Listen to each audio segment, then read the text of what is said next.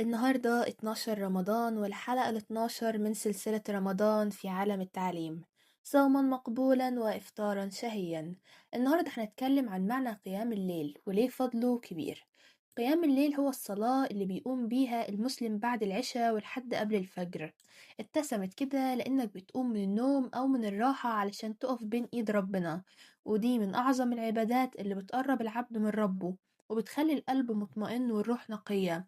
النبي عليه أفضل الصلاة والسلام قال: أفضل الصلاة بعد صلاة الفريضة صلاة الليل. وده معناه إن قيام الليل ليه مكانة كبيرة جدا، لأنه بيكون وقت السكون، وقت القرب من ربنا، وقت مفهوش شواغل الدنيا. قيام الليل بيزود الإيمان وبيقوي الصلة بربنا عز وجل، وبيخلي الدعاء أقرب للاستجابة. وفي رمضان القيام بيتجلى في صلاة التراويح وصلاة التهجد، ودي فرصة عظيمة نعيش مع القرآن الكريم ونستشعر معانيه. قولولي في الكومنتات بتحبوا تصلوا قيام الليل في البيت ولا في المسجد.